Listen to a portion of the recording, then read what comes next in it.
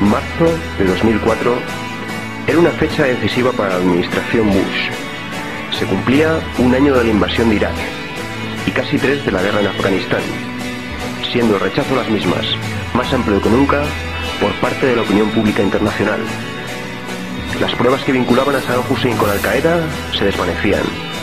Las acusaciones de que Saddam estaba construyendo armas de destrucción masiva se convertían en infundadas, y la cifra de soldados abatidos por la resistencia iraquí y afgana crecía de forma vertiginosa.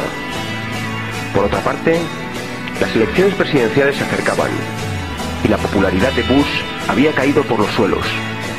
Exactamente, se encontraba 10 puntos por debajo de su rival, el demócrata John Kerry.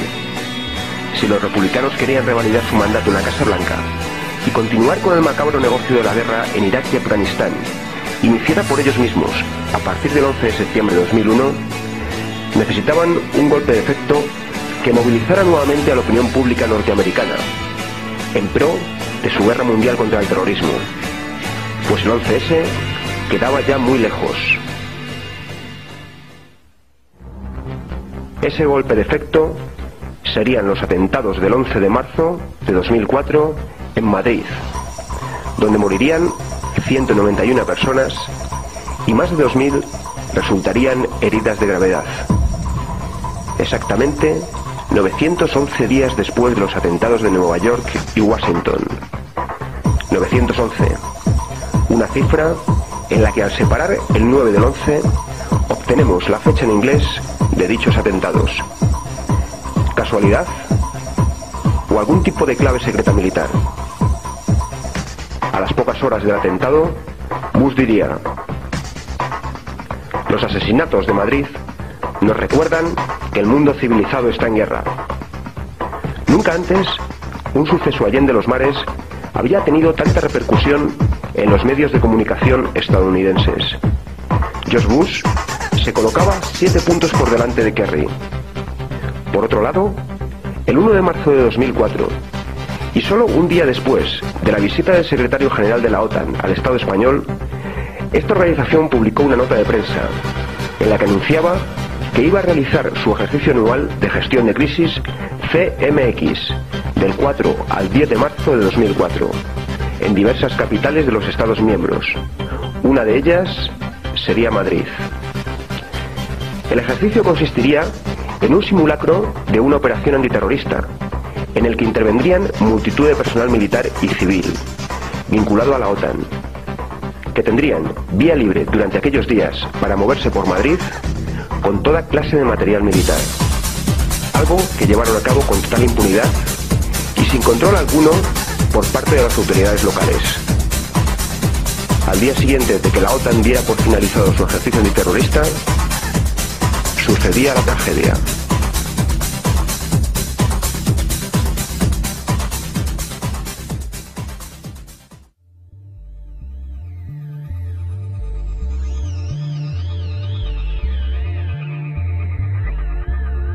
Lo primero que sorprende a la hora de referirnos a los supuestos autores de los atentados del 11 de marzo es que aún no tenemos ni una sola imagen de ellos el día de los hechos en las diferentes estaciones de metro, a pesar de contar estas con multitud de cámaras de seguridad.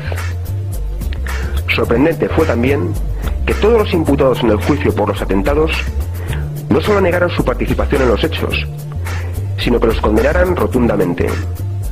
Algo atípico en unos islamistas fanáticos que deberían de estar orgullosos de sus acciones. Recordemos que muchos de ellos, como el egipcio, acusado desde el primer momento, tanto por la prensa como por la policía, de ser el cerebro del 11M, quedaron en libertad sin cargos. Pero para entender esto un poco mejor, conozcamos a los supuestos autores. Casi todos los acusados estaban bajo algún tipo de control policial, incluidos los supuestos autores materiales, pues se trataba de contrabandistas locales, chorizos de barrio, estafadores, traficantes de droga y en algunos casos confidentes de la propia policía. Unos integristas un tanto atípicos que habían sido vistos en muchas ocasiones frecuentando prostíbulos. Estos poco castos terroristas que que carecían de todo tipo de experiencia previa en estas lides, según la versión oficial, fueron capaces de cometer el atentado más mortífero en la historia de Europa, llevando a cabo todos los preparativos con precisión milimétrica, sin un solo descuido y sin ser descubiertos por la policía, a pesar del impresionante despliegue policial ordenado días antes por el gobierno Aznar, el mayor en la historia de España, debido al riesgo de un posible atentado ante la cercanía de las elecciones generales. Es llamativo que fueran tan habilidosos en los preparativos y en la ejecución de los atentados y tan inoperantes tras ellos, dejando multitud de pruebas incriminatorias. Unas pruebas que conducirían a la localización de los supuestos autores materiales en el piso de Leganés. La policía ya tenía sus cabezas de turco, unos mafiosetes del 3 al cuarto que a nadie importaban y a nadie importarían.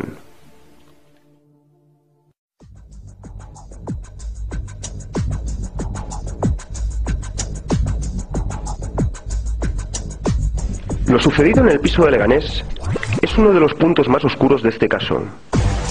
Un piso que tras la explosión nos mostraría unas paredes blancas sin rastro de sangre. ¿Murieron en el piso de Leganés los supuestos autores materiales? ¿Estaban ya muertos antes de las explosiones? Es más, ¿había alguien en aquel piso? Hasta la fecha, no se ha mostrado a la opinión pública ni una sola prueba que demuestre que los terroristas murieron como consecuencia de la explosión. Con la desaparición de estos, desaparecía la posibilidad de que pudieran defenderse de los cargos que se les imputaban. Algo muy similar le sucedió a Harry Lee Oswald, el asesino oficial de Kennedy, que murió cuando se dirigía a prestar declaración ante el juez a manos de un pistolero a sueldo de la CIA.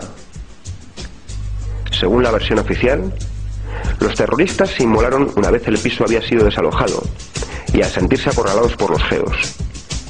Una versión que nos despierta múltiples interrogantes. ¿Por qué unos terroristas que no habían optado por el suicidio en los atentados del 11M, algo que hubiera dotado de mayor precisión a los mismos, deciden inmolarse ahora? ¿Por qué esperan a que el piso sea completamente desalojado, pudiendo haber causado otra masacre de haberse suicidado un poco antes? Más, teniendo en cuenta que el edificio no empezó a desalojarse hasta 5 horas después de la llegada de los primeros efectivos policiales. También es casualidad que en el momento de ser descubiertos se encontraran juntos la totalidad de los supuestos autores y que dispusieran del material necesario para inmolarse y para hacer detonar los explosivos, algo que exige su tiempo. Por otro lado, según el testimonio de expertos en explosivos, tanto las explosiones de los trenes como las de Leganés se asemejan más a las de los explosivos de tipo militar que a la goma 2 u otros de los que habló la prensa y la policía, pues la explosión provocó humo, pero no fuego, es decir, lo mismo que provoca un explosivo militar como el C3. Rocambolesca es también la historia del geo que muere en esta intervención, del cual nunca se nos mostró ni una sola imagen, y que supondría la primera muerte en acto de servicio de un miembro de este cuerpo en toda su historia. Según la versión oficial, moriría como consecuencia de la explosión. Sería enterrado a toda prisa y su cuerpo profanado a los pocos días por supuestos familiares de los islamistas muertos. Un hecho que, de haber sido investigado, jamás se ha hecho pública la autoría del mismo.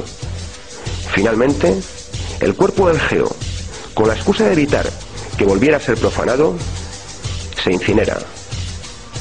De esta forma, desaparecía la posibilidad de realizarle una nueva autopsia en un futuro.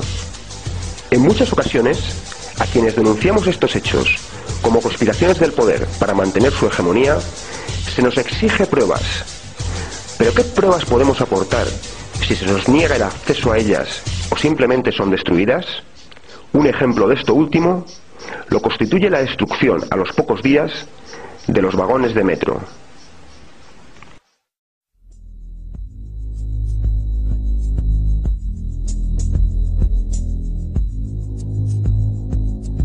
Según un reciente documento de la Audiencia Nacional emitido a petición de algunos familiares de las víctimas, los vagones que estallaron como consecuencia de los explosivos y los que resultaron dañados por los mismos, así como los raíles sobre los que estos se encontraban, fueron mandados destruir por Renfe apenas 2 días después de la tragedia. ¿Cómo es posible que se destruyan con tanta celeridad las pruebas más importantes de un crimen tan atroz como fue este, antes incluso de haberse celebrado ningún tipo de juicio?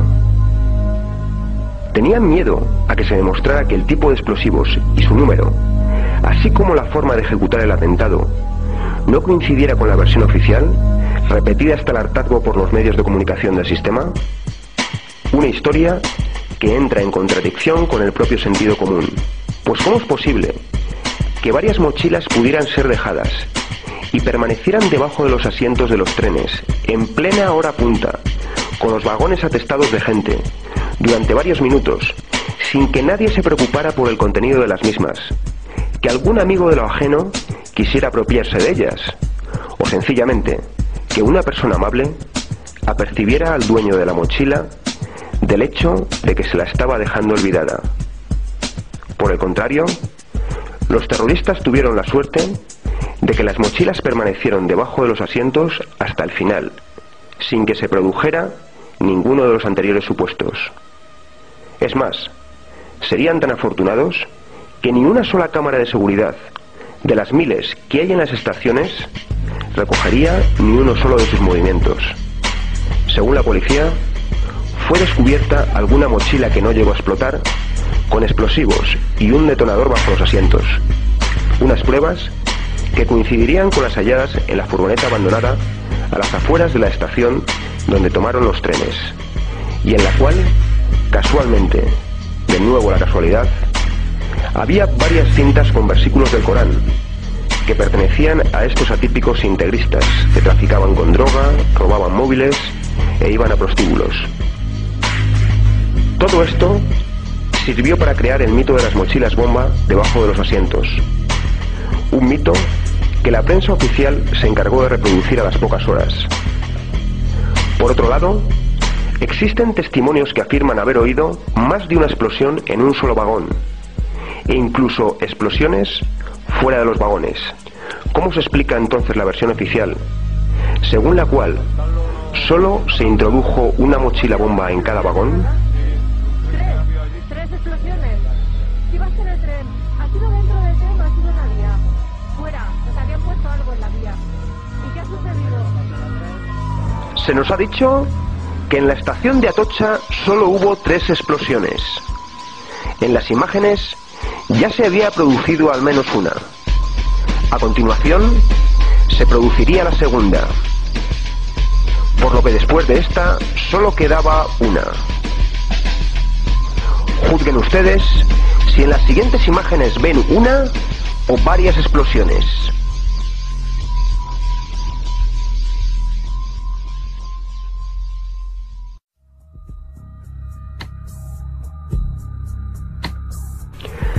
Los atentados del 11 de marzo de 2004 formaron parte de un operativo militar puesto en práctica por la OTAN entre los días 4 y 10 de marzo, y que tuvo su colofón el día 11, con el asesinato de 191 personas y varios miles de heridos.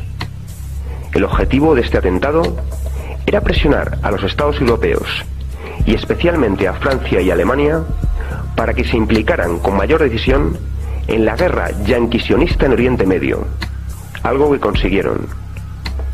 Por otro lado, la administración Bush fue otro de los grandes beneficiados, al revalidar su mandato al frente de la Casa Blanca por otros 4 años más, tras vencer en las elecciones celebradas ese mismo año. Pero sin duda alguna, los grandes beneficiados serían los propietarios de la industria armamentística, al aumentarse el presupuesto destinado a gastos militares en todo el mundo. También los grandes magnates del petróleo fueron grandes beneficiados, pues vieron cómo se reforzaba la presencia militar en Irak y Afganistán con la excusa de la lucha contra el terrorismo, pudiendo de esta forma saquear el petróleo y otras riquezas naturales de ambos pueblos con más tranquilidad. Sin duda, los más perjudicados serían de nuevo los pueblos de Oriente Medio, que padecerían un recrudecimiento de la barbarie imperialista por parte del integrismo occidental. El pueblo de Madrid sufrió la pérdida de 191 vidas y de cientos de mutilados de por vida, al igual que veía, como el resto de los pueblos del mundo, cómo se iban incrementando la vigilancia, el control y la represión sobre la ciudadanía. Por otra parte, la ascensión del PSOE al poder en nada perjudicó los intereses imperialistas. La retirada de las tropas españolas en Irak, unas tropas que tenían una pura presencia testimonial, se vio compensada de sobra con el redoblamiento de los efectivos en Afganistán, así como de las tropas desplazadas en el Congo o Haití, y la posterior colaboración en la intervención del Líbano. De todos modos, España nunca dejó de participar en la guerra de Irak, haciéndolo de una forma encubierta de diferentes maneras. Formación de policía del gobierno títere iraquí, permitiendo el aterrizaje en territorio español de los famosos vuelos de la CIA, o colaborando en los interrogatorios de presos en Guantánamo. Con la victoria del PSOE, la oligarquía española daba un lavado de cara a su farsa democrática, sustituyendo a un desgastadísimo Partido Popular tras 8 años en el poder. Aznar tampoco salía tan mal parado. Después de 2 legislaturas, había decidido no volver a presentarse como candidato, con lo que la victoria de Zapatero en nada perjudicaba sus intereses particulares. Él ya tenía planificado su futuro. A los pocos meses, empezó a recorrer los Estados Unidos y otros lugares del mundo agitando la islamofobia, favoreciendo así los intereses de los promotores de la guerra en Oriente Medio. Entre ellos, el magnate de los medios de comunicación y propietario de la nazifascista cadena Fox, Rupert Murdoch, del que más tarde se convertiría en asesor. Probablemente la reunión de las Azores sirvió para ultimar estos y otros detalles, como el posterior 7J en Londres.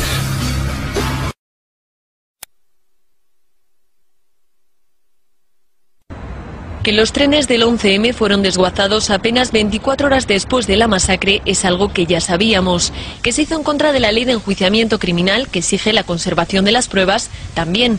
Pero ahora el ingeniero Carlos Sánchez de Roda añade un detalle más. Al menos 90 toneladas de material desaparecieron sin dejar rastro. En estas fotografías correspondientes al vagón 5 de la calle Tellet podemos observar cómo se procedió a una meticulosa retirada de todos los restos próximos al foco de explosión, en muchos casos con presencia policial. Según los cálculos de Sánchez de Roda, la diferencia entre el peso de los trenes y el entregado finalmente al desguace revela que se guardaron 90 toneladas de restos, aproximadamente 9 correspondientes al coche de Tellet. La pregunta es sencilla: si de esas 9 toneladas lo único que se entregó al juez fue este clavo, ¿dónde está el resto?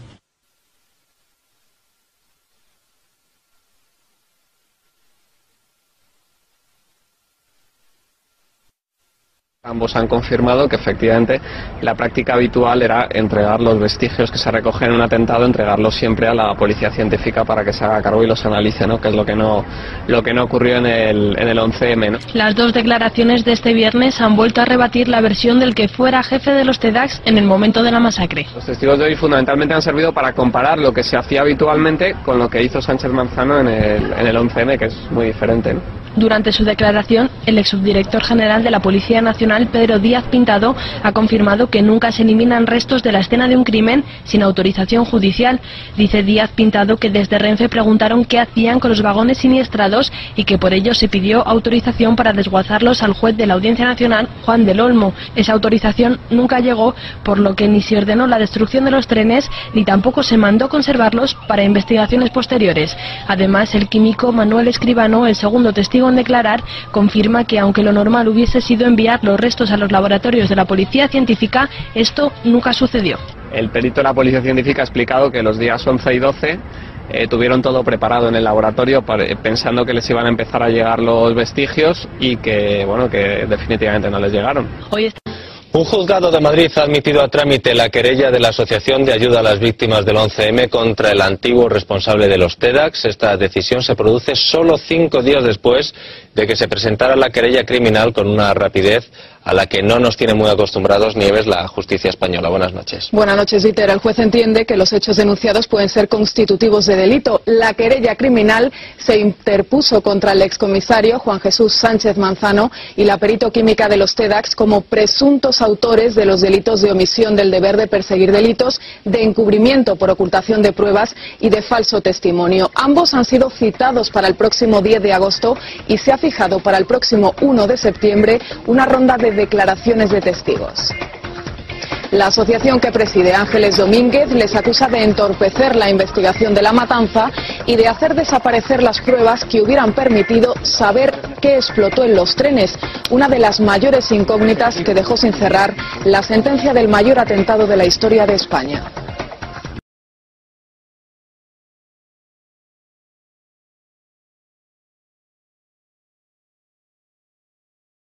Cuando en el juicio del 11M el tribunal ordena que lo que no hizo la policía científica en marzo de 2004 lo tenga que hacer en febrero de 2007, llegan tan solo 23 muestras. 23 muestras, estamos hablando de 12 focos, 2 de ellos controlados, no llega ni a 2 muestras por foco de explosión. Hay un foco de Tellez del que llega un clavo. Fíjate, más que responsabilizar a alguien, nosotros lo que buscamos es esclarecer qué ocurrió con esos restos explosivos, es decir, ¿por qué no se enviaron a la policía científica? ¿Por qué no se cumplió el protocolo? Y sobre todo, ¿qué se estaba ocultando con eso? Evidentemente, estas cosas no se hacen por capricho, y menos en un hecho tan grave como es el 11M.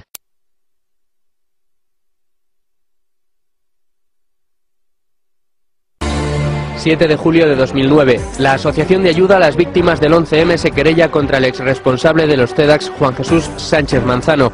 El objeto de la querella, una de las principales incógnitas de la masacre, el arma homicida, los explosivos. Las víctimas entienden que Sánchez Manzano había omitido el deber de perseguir los delitos, ocultado pruebas y ofrecido falso testimonio por los atentados de Madrid.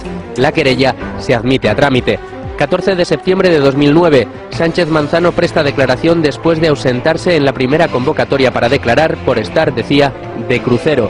Le preguntan, entre otras cosas, los motivos por los que desaparecieron los kilos y kilos de pruebas que la policía de Madrid recogió en los escenarios de la masacre y que quedaron a su cargo. 16 de septiembre de 2009, Sánchez Manzano recibe un fuerte revés judicial al rechazarse la querella que interpuso contra el diario El Mundo y Federico Jiménez Los Santos por intromisión del derecho al honor. En su auto, el juez no solo absuelve a Jiménez Los Santos, Pedro J. Ramírez, García Abadillo o Fernando Mújica, sino que también alaba el celo profesional de los periodistas sobre la trama de explosivos del 11M.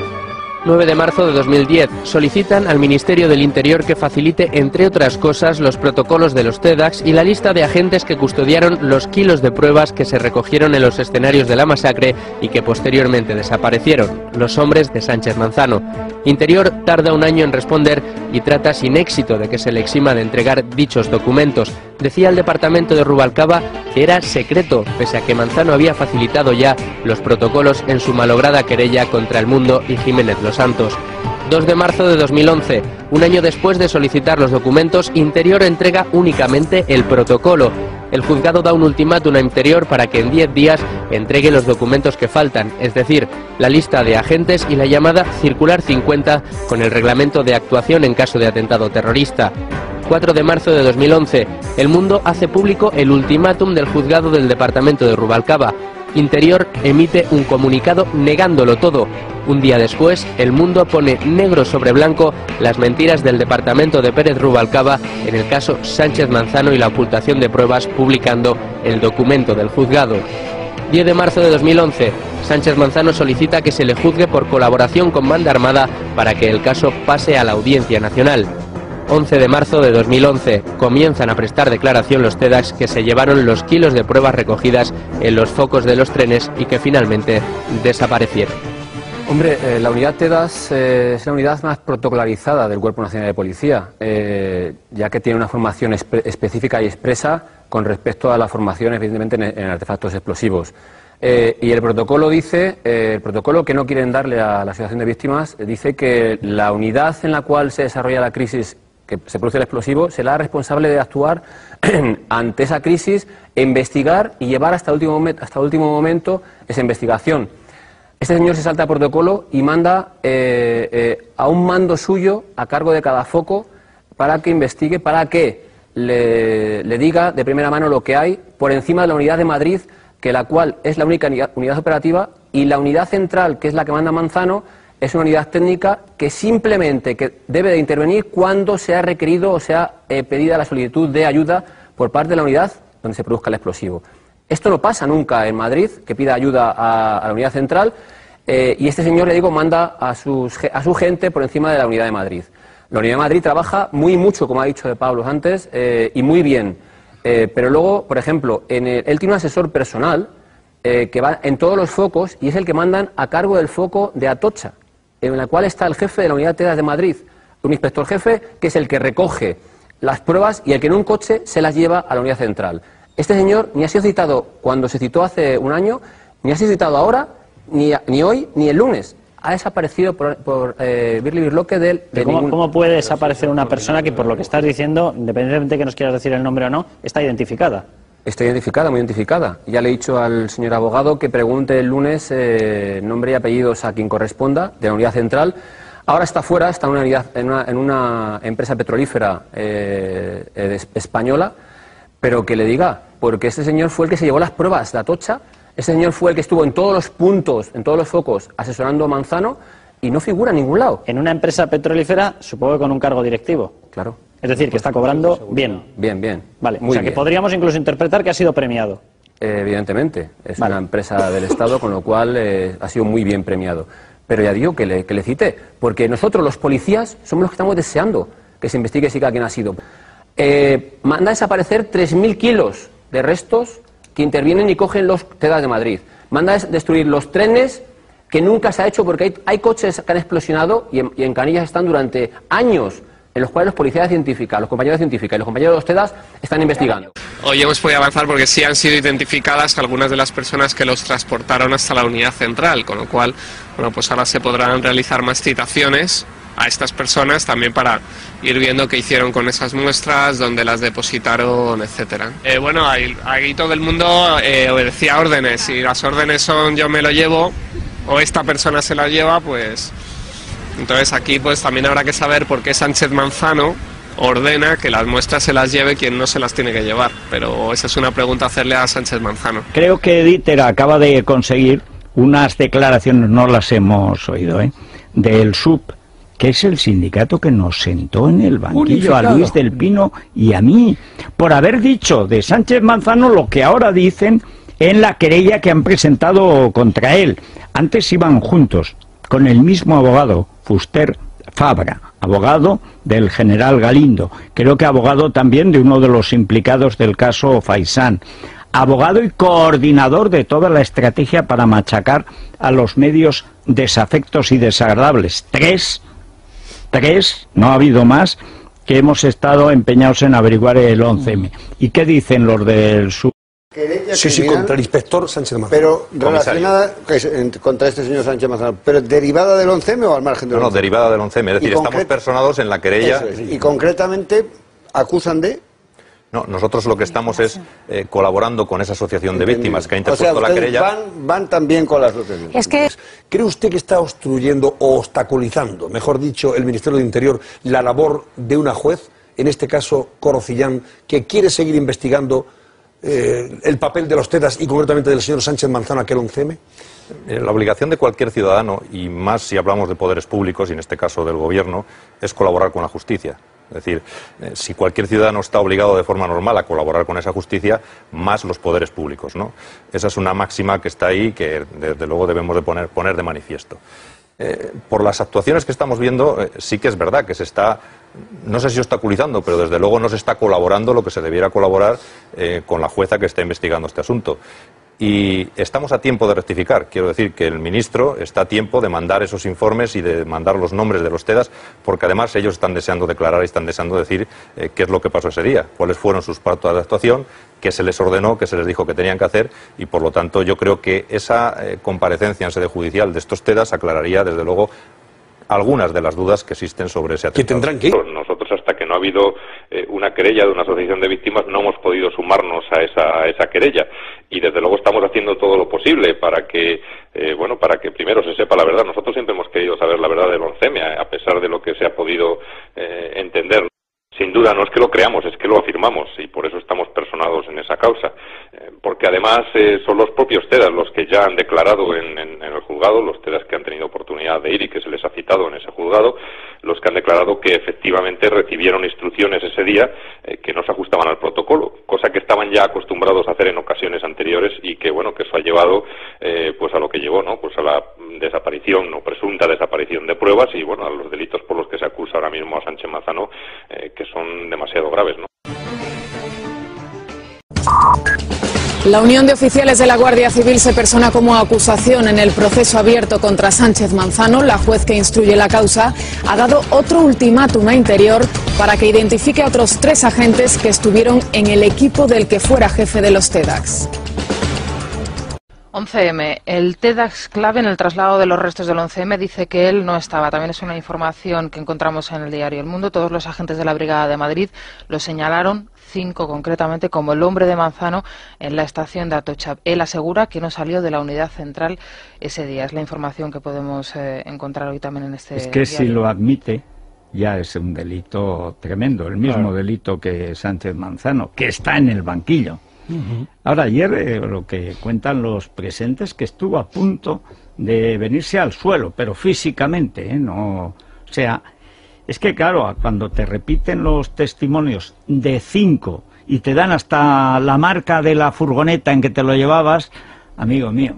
Ahora, de todas formas, habría que hacerse una pregunta, que es que son 7 años después del 11M, Todavía no sabemos ni si la persona que estaba al mando de Sánchez Manzano diciendo esto sí, esto no, si estaba o no estaba, 7 años después. Es más, ¿quién era la persona superior de Sánchez Manzano?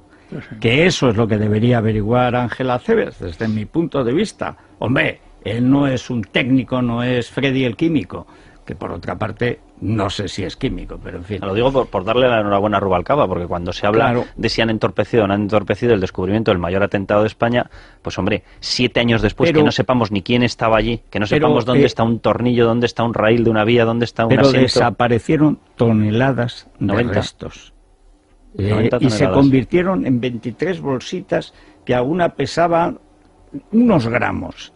De hecho, sin embargo, porque al final los muertos se vengan desde su tumba, con medio clavo oxidado y un poco de polvo rosa de extintor ahí patapaz, apareció el dinitrotolueno que está en el titadín y no en la goma 2 seco, y se vino abajo toda la versión oficial. Es igual, dice el fiscal Zaragoza, para eso lo pusieron, para eso quitaron a Fungairiño. Dice, da igual lo que estallara. Pero ¿cómo va a dar igual a la hora de mandar a la gente a la cárcel?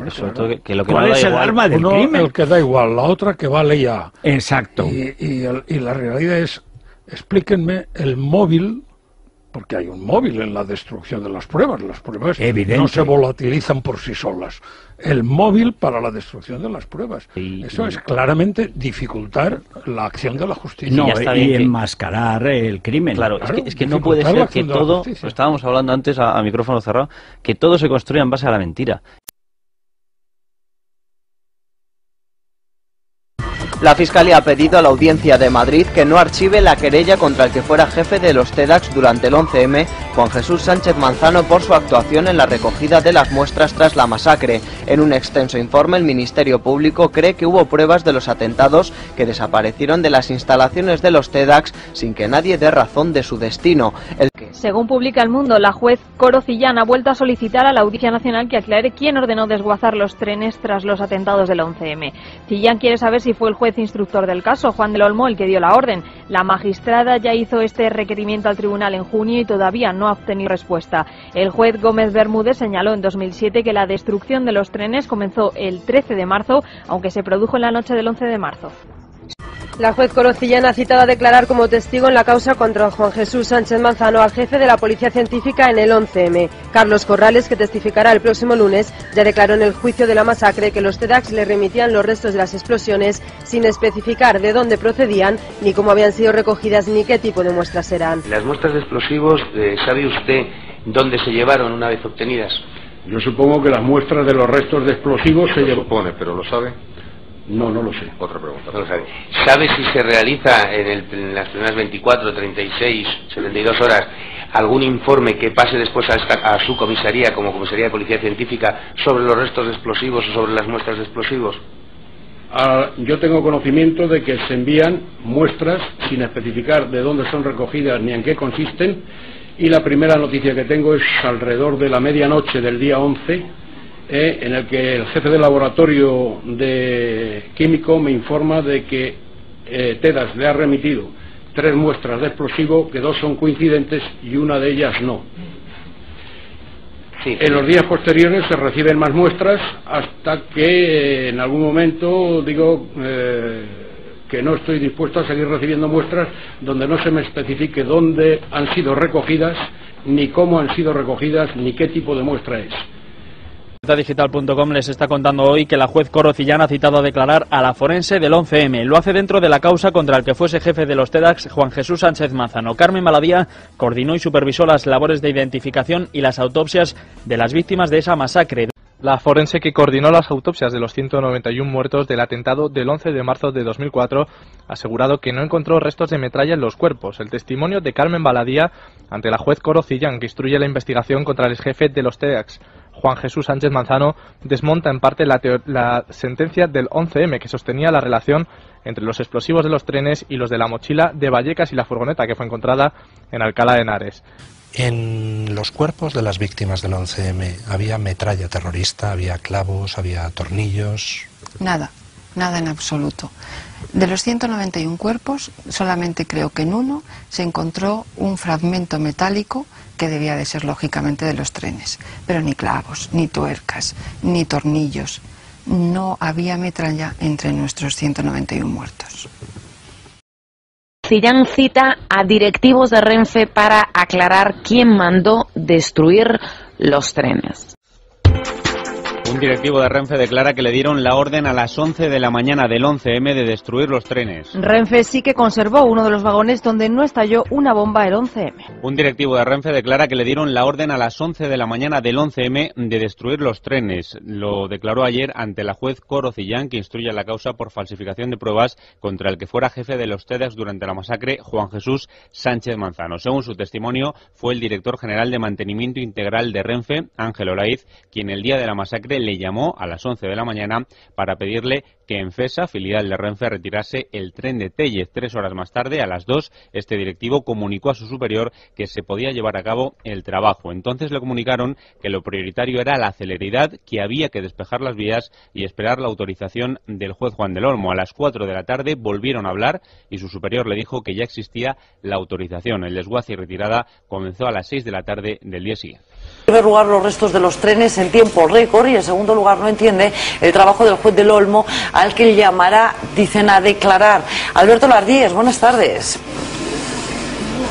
Muy buenas tardes, Pilar. Ya hace bastante tiempo que la juez Corocillán cogió este complicado toro por los cuernos, el de 11M, y quiere llegar hasta el final, quiere conocer todos los detalles, todas las incógnitas aún por resolver de esos terribles atentados. Y por eso lo último que ha hecho Cillán ha sido admitir a trámite una petición del sindicato Manos Limpias para que declaren en la causa tanto el juez Juan del Olmo como la fiscal Olga Sánchez, que se encargaron de juzgar el tema del 11M en la Audiencia Nacional.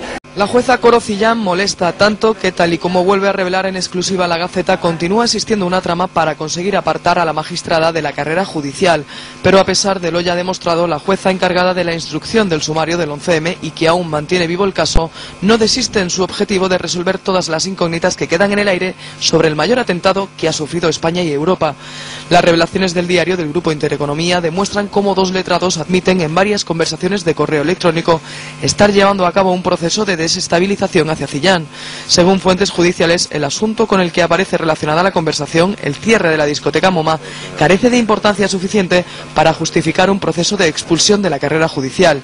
Es por esto que todo hace suponer que el acoso y derribo hacia Corocillán tenga más que ver con otras diligencias que lleva la magistrada, como la del 11M.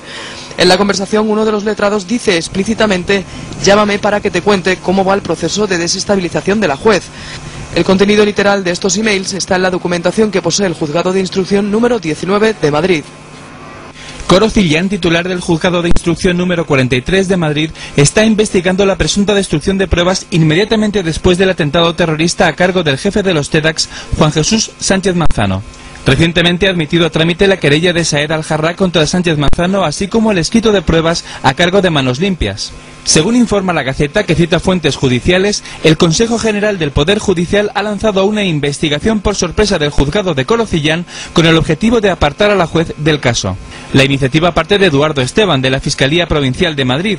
Fuentes judiciales apuntan que el motivo de la investigación, que no tiene carácter ordinario, es que la juez está investigando un asunto muy sensible.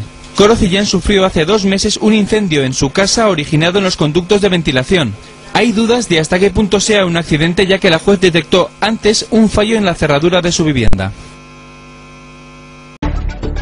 La Audiencia Nacional ha ordenado el archivo definitivo de la causa abierta contra el comisario y exjefe de los TEDx, Juan Jesús Sánchez Manzano. La juez Corocillán, encargada de instruir la demanda presentada por la Asociación de Ayuda a las Víctimas del 11M, le imputaba por los delitos de falso testimonio, omisión del deber de perseguir delitos y encubrimiento a raíz de la querella. Ahora los magistrados de la audiencia defienden que la actuación del artificiero en los atentados de Madrid es cosa juzgada. Desde la Unión de Oficiales, su portavoz, Martín Vázquez, no descarta recurrir la decisión. Decía Platón que la obra maestra de la injusticia es parecer justo sin serlo. Por supuesto, no descartamos recurrir ante quien sea y además, bueno, pues desde aquí pues apoyamos a las víctimas, seguiremos apoyándolas y desde aquí vuelvo a repetir que nos parece todo esto una tremenda injusticia. Serán pruebas de que bueno, que el procedimiento que se siguió aquel fatal 11 de marzo en relación a la cadena de custodia, a las pruebas, no fue el más acertado y además se incumplió con la circular 50 y con la normativa preceptiva que conocen todos los policías nacionales. La Unión de Oficiales de la Guardia Civil se ha mostrado dispuesta a llegar hasta el final para saber la verdad sobre el 11M y ha dicho en declaraciones a Es Radio que le constan presiones, sobre todo mediáticas, contra la juez Corocillán en la causa de Sánchez Manzano. El SUP emitía esta semana una nota acusando a Rubalcaba de estar detrás de un plan para apartar a Cillán del caso. Precisamente el juez del 11M, Gómez Bermúdez, fue ayer el único magistrado que no hizo referencia a las víctimas del terrorismo ante el Consejo General del Poder Judicial durante su valoración como candidato a presidir la Sala de lo Penal de la Audiencia. Los otros aspirantes, Grande Marlaska y Teresa Palacios, rechazaron su propuesta para remodelar la sala. 11M, hablando de asesinos y de crímenes sin resolver. Ahí también el gobierno y la Fiscalía empieza a cerdear de una manera terrible, pero terrible. Ayer la Unión de Oficiales de la Guardia Civil, que también se personó en la causa contra Sánchez Manzano, que es el primer personaje, la cabeza visible de esa red de agentes que destruyeron pruebas o se inventaron pruebas falsas, claro, si se las inventaron eran falsas, para el 11M, que cometieron perjurio hasta en 3 instancias diferentes, el Parlamento, el juez de instrucción y el juez propiamente hablando, Gómez Bermúdez. Pues ayer los oficiales de la Guardia Civil hicieron unas declaraciones inequívocas. Estos ya no son los del SUP, donde la sospecha es una obligación. Esta gente más formal. Pero dijeron lo mismo. La juez Corocillán está padeciendo toda clase de presiones. Nosotros nos queremos mantener al margen de posibles rencillas entre sindicatos. Si lo denunciado por el SUP es cierto, sería algo gravísimo, pero deberán de ser el SUP y el SPP quienes sean los que tomen parte en ese asunto. Nos constan presiones, sobre todo de índole mediático, a la magistrada titular del Juzgado de Instrucción número 43 de los de Madrid. Nos constan. ¿Tenéis la sensación desde el Sindicato Independiente de Policía de que sí que está habiendo esas presiones? Por supuesto. A mí como policía me indignó muchísimo el archivo de la causa cuando yo incluso adelanté y dije, y he dicho muchas veces en esta casa, de que veríamos que peligraba el juicio del 11M si se demostraba todo lo que estaba demostrando hasta ese momento.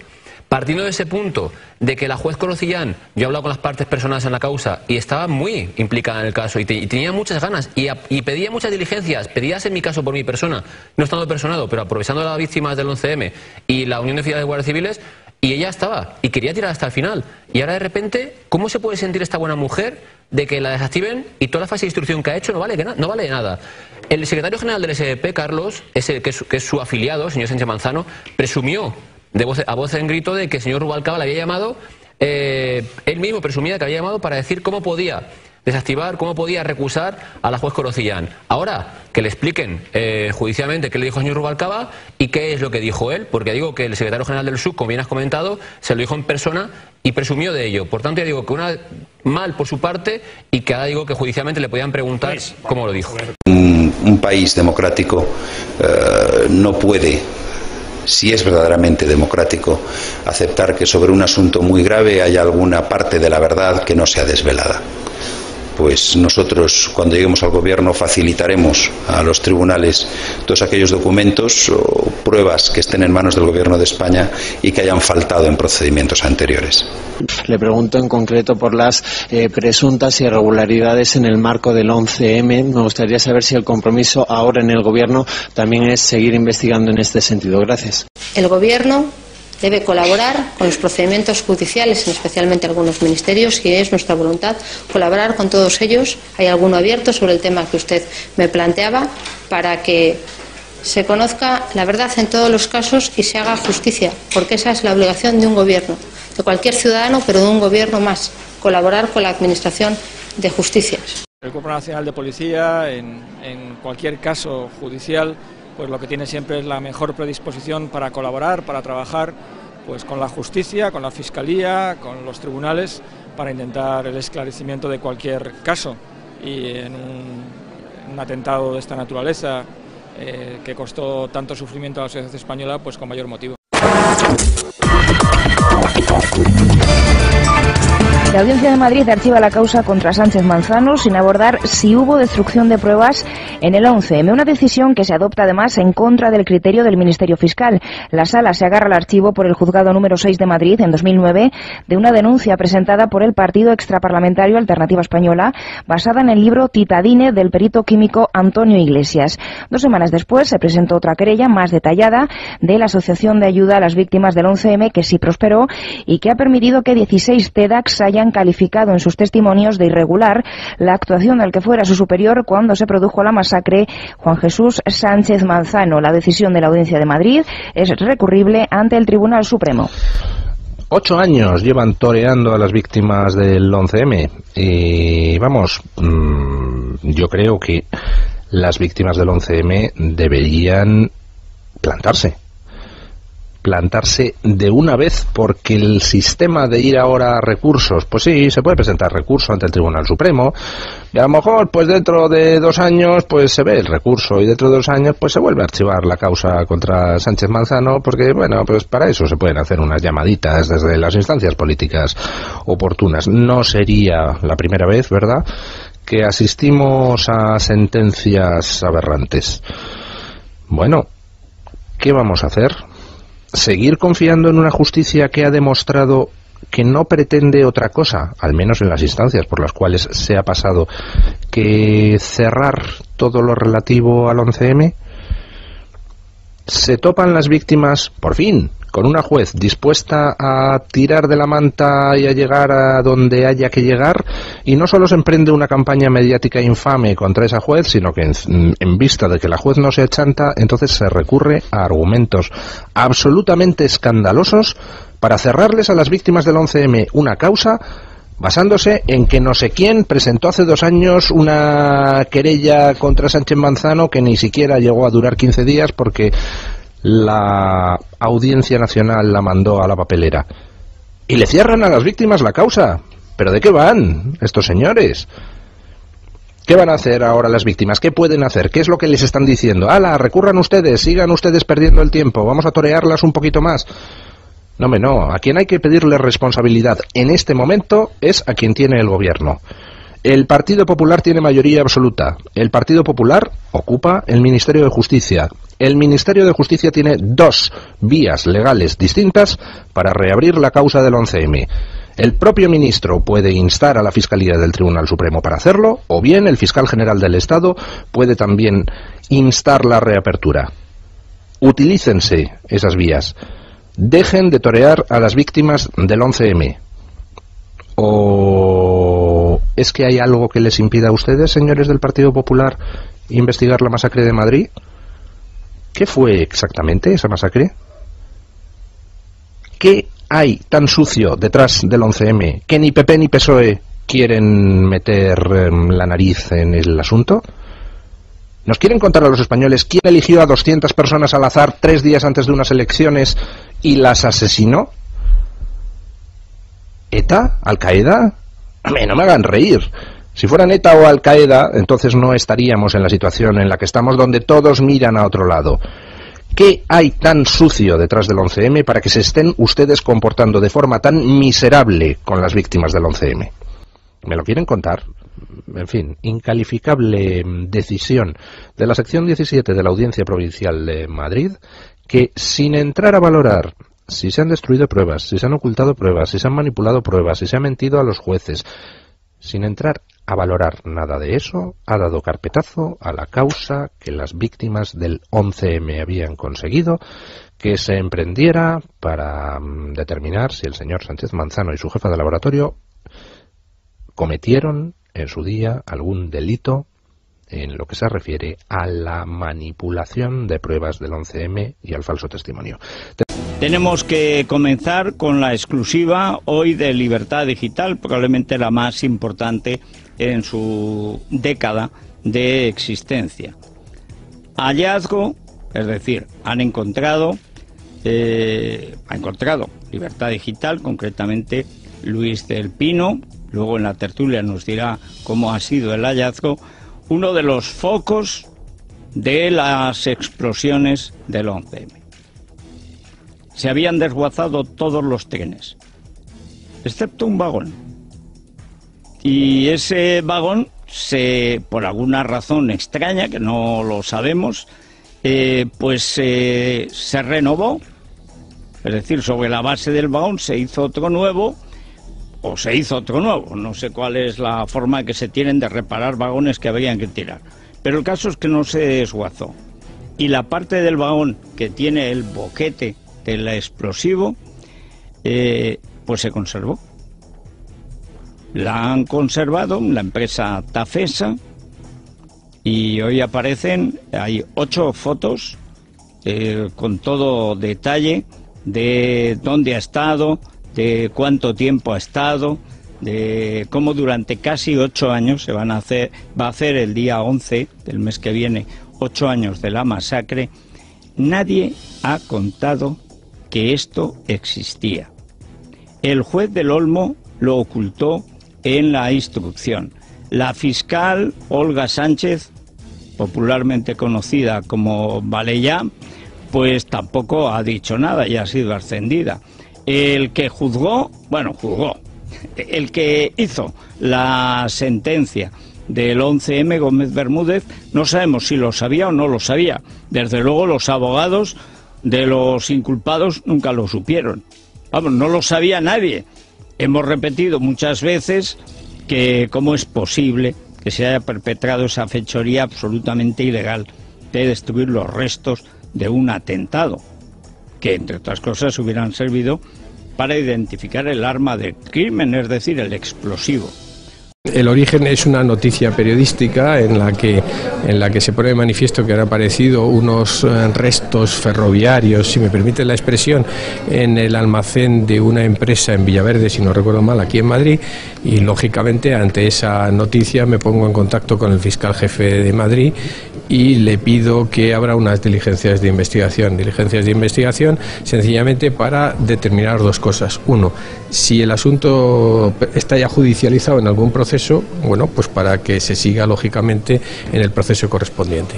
Si eso no fuera así, lógicamente que también que se determine la existencia de esos restos, que se identifiquen, que se adopten criterios respecto para su custodia de vida, y a continuación inmediatamente que se produzca, como es lógico, la judicialización de ese asunto para depurar si el hecho... La empresa que custodia el vagón del 11M denuncia un asalto a sus instalaciones. Según informa La Gaceta, hace una semana 2 individuos entraron en las instalaciones de la compañía ferroviaria Tafesa, subcontratada por Renfe, donde se encuentran los restos del vagón de la estación de Santa Eugenia, que desvela una exclusiva Libertad Digital. Un trabajador de la compañía ha informado a La Gaceta que los hechos se produjeron a las 12:30 de la madrugada del sábado 3 al domingo 4 de marzo y que los asaltantes tuvieron que romper las vallas del recinto para acceder a él. Este asegura además que no era en simples cacos, ya que se fueron directamente al cobertizo donde se encuentran los restos. Estando en el hangar fueron descubiertos y los dos hombres se dieron a la fuga con agilidad y dominio del lugar. También cuenta la Gaceta que la juez Corocillán, la instructora de la causa contra el ex jefe de los TEDx Sánchez Manzano, tendrá que declarar ante la Fiscalía de Madrid después de que el Consejo General del Poder Judicial le abriera diligencias por posibles faltas de disciplina en otras causas. Y entre tanto, el Partido Popular en la Asamblea de Madrid ha pedido que se investigue hasta el final el 11M. Lo hacía su diputado Luis Peral. El domingo 11 de marzo se cumplirán 8 años del asesinato de casi 200 personas que viajaban en medios de transporte público en la Comunidad de Madrid. Nunca podré olvidar las 200 bolsas negras en IFEMA que contenían los restos de aquellas víctimas del terrorismo. Ruego conste en acta mi deseo, compartido por muchos millones de españoles, de que estos atentados terroristas sean investigados hasta el final, durante todos los años que sean necesarios, hasta que se sepa toda la verdad. Muchas gracias. Ni la Fiscalía ni nadie va a reabrir el caso del 11M. Así lo ha puntualizado hoy el fiscal general del Estado, Eduardo Torres Dulce, quien ha subrayado que el sumario declaró unos hechos probados y estos son incontestables. Mire usted, yo vengo a un acto en el Consejo del Poder Judicial y por lo tanto no voy a hacer ninguna declaración específica totalmente. Lo único es que me reafirmo en lo que he dicho desde el primer momento, que el sumario del 11M declaró unos hechos probados y que esos hechos probados son incontestables. Por lo tanto, ni la Fiscalía General ni nadie va a reabrir el caso del 11M. Otra cosa es que se produzcan, como ya dije en su momento, algún tipo de denuncia que merece ser investigada, que no significa en modo alguno reabrir el caso, sino investigar los términos estrictos de esa denuncia y si los hechos están ya judicializados o no merecen ningún otro tipo de reproche, pues archivarlos, no hay absolutamente nada más. Yo creo varias cosas que no me quisiera marchar sin decir. La primera, estamos dándole vueltas a un señuelo, porque todos estamos de acuerdo en que se están descubriendo las mentiras flagrantes. Por tanto, si eso es mentira, no es la realidad ni la verdad. Entonces yo creo que aquí no se está jugando una partida de ajedrez. Sé que el juez ha hecho un guiño a los peones con gran acierto. No, se están jugando dos, en mi opinión. Dos partidas de ajedrez. Una partida de ajedrez es el atentado y otra partida de ajedrez es comienza en el minuto 1 después del atentado, cuando una serie de gente importante entrelazada y de mandos policiales se preocupan profundamente de crear una realidad virtual para convencer a una opinión pública de que los malos son estos. Eso es lo que ha dado lugar al juicio y ahora se está viendo que está basado en hechos que son absolutamente falsos. Por tanto, para mí hay dos partidas de ajedrez importantes. Yo puedo decir que un importante miembro del gobierno anterior me dijo por 2 veces y muy seriamente: habéis tenido suerte, tú has tenido suerte, Fernando, de quedarte en la cáscara del huevo, porque si hubieras entrado dentro de la cáscara hubieras durado vivo menos de 24 horas. Ministro importante del gobierno anterior. Yo pienso que la verdad se puede saber si cada uno de los policías que han mentido, no en el atentado. Yo no creo que ETA haya hecho el atentado y no creo que las fuerzas de seguridad tengan nada que ver con el atentado. Es más, no creo que ninguno de los juzgados y culpables tienen nada que ver con el atentado. Pero bueno, eso es otra conversación. Lo que quiero decir es, todos los policías que han mentido en una pequeña cosa, bueno, pequeña, lo del teléfono no es tan pequeña, pero vamos, en un dato, si dijeran la verdad de por qué lo han hecho o quién les ha ordenado esa pequeña mentira, construiríamos un puzzle en el que desvelaríamos cuál es la verdadera trama del encubrimiento. Y la pregunta inevitable, ¿por qué se hace esta trama de encubrimiento si lo que se quiere saber es la verdad? Y esa es la verdadera pregunta. Pues enlazando tu pregunta con la del último espectador, quien va a tener que contestarla, y yo creo que muy pronto, va a ser el Partido Popular, que va a volver a gobernar en España. Y en el mismo momento en que vuelva a haber un presidente y un gobierno del Partido Popular, les recordaremos que los hechos sucedieron bajo su mandato y, por lo tanto, tienen una doble responsabilidad de intentar esclarecerlo. Y la mayor parte del encubrimiento policial. Quiero